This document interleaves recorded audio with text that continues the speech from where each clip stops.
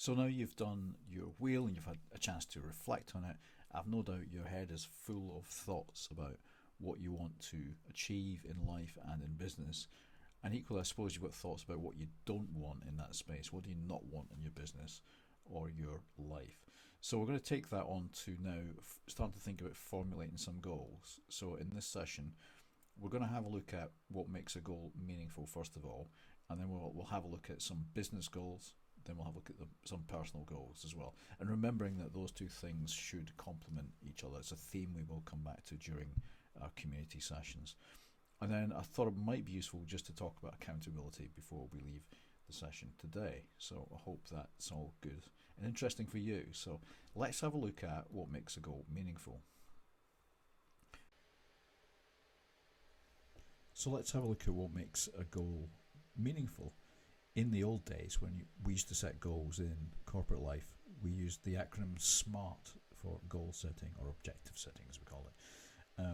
SMART stood for specific, S, measurable, M, agreed or achievable was the A, although the original derivation of that was assigned to, it came from manufacturing, I think back in the 60s, maybe before then. But agreed or achievable was our version of that. And then relevant or realistic was the R. And then T stood for timely or time bound, so there's some element of time in it. Now I think SMART's still a pretty good way to maybe compile an objective and maybe make sure it's written down nice and tightly or concisely, but it's not particularly inspiring or it's not particularly meaningful. So let's have a look at some things I think make the goals meaningful. So the first thing is it should be stretching. In other words, it's not something that you do in your day-to-day job or something you expect to happen anyway. It's something you're just going to have to reach for. You're going to have to just like stretch out a little bit to make sure you achieve that one. So that's the first thing. Make sure your goals are stretching. Maybe when you come to look at your business goals, maybe something that takes your business to the next level. Something that if you work hard enough, you could probably achieve it. Next thing has to be committed to. So this is where priorities and life gets in the way. So when we agree these goals with ourselves, it has to be something that we're 100% committed to. It's not something that gets moved down the list of priorities. So have a think about the things that are in your wheel and how committed maybe you feel at the moment about changing some of that stuff. So it has to be committed. And which leads on to emotional. So there needs to be some emotional connection with it as well. We're all pretty invested in our business and our families. We know that. But really cementing the emotional connection with why you do what you do, and maybe linking that into some stuff around, what would it mean for you to achieve these goals, for you as an individual? How important are these goals for you? So that's just quick thoughts on making them meaningful. So I'd like to really challenge you on that in compiling some goals. And I think less is more. We will come to that, but I think maybe less goals is more, provided that they're stretching, you're committed to them, and there's an emotional resonance behind them. Let's have a look at setting some goals then around the business. Now I've split this into 4 quadrants. We will give you a document to complete yourself and allow you just to kind of play around with this and do some working on it and reflection, and perhaps involving some other people in the goal setting process. But basically we have 4 quadrants, so what's in each quadrant? So first of all, financial goals. As a business, what measures or goals do you have in place, or what would you like to have in place? Is this about turnover? They say turnover is vanity and profit is sanity, so maybe you have profit in there somewhere, I would suggest. What about revenue per customer? That's maybe something that you could measure. Maybe you could increase that. What about a percentage increase from last year's figures? Something like that. Top right quadrant, sales and marketing. Is this about maybe your positioning or of your brand? Is it about the type of customers that you're targeting? Is it about the amount of time you spend on sales and marketing? Maybe you want to outsource some of that stuff. We all do a lot of stuff on social media and so on and so forth. Is about a percentage increase in a particular market area, a region, or a demographic? Is it about that? So again, it's probably giving you loads of ideas around goals you could set. Bottom left hand then, people goals. So this could be about who's in the business. It could be bringing new staff in. It could be about succession planning to family members. Maybe it's about sourcing talent. Maybe it's about the way that your business is structured by maybe different departments or functions. Again, maybe it's about outsourcing some of the stuff that you currently do that maybe you don't enjoy doing. And what about recruitment and making sure you've got really good people in the business? These are all things that could be in the bottom left-hand corner. And then finally, operational goals. So these are the things that make our business tick and make it more efficient. So things like systems, any efficiencies you can drive through there. There are consultants that can help with that as well, that I know. Again, maybe it's about the way the company is structured. Maybe it's about automation. And we're hearing all this and seeing all this stuff about artificial intelligence. So where does that sit?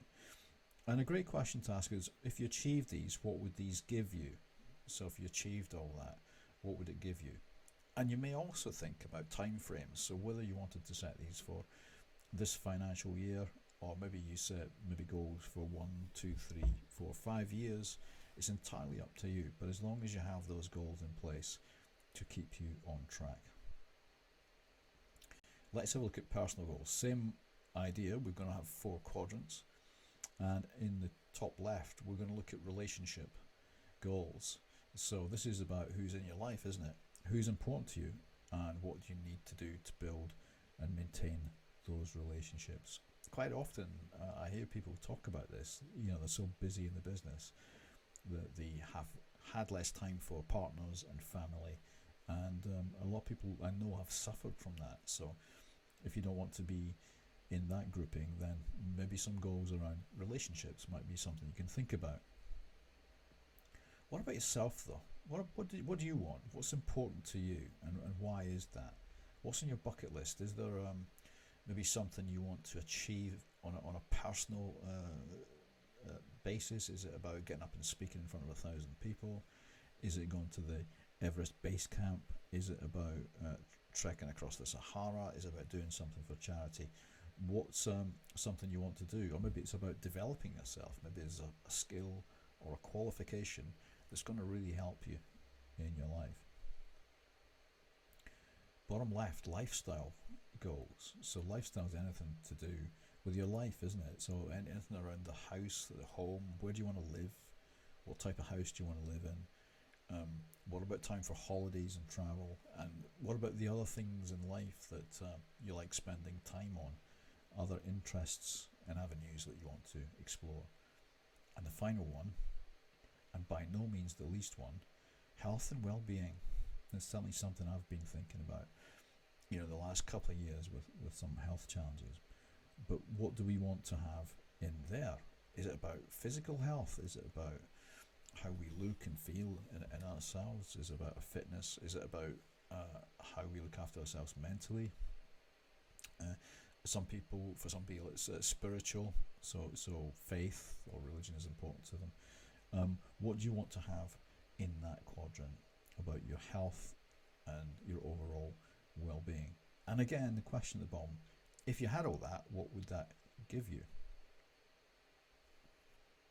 Nice little model, I think, for setting personal goals.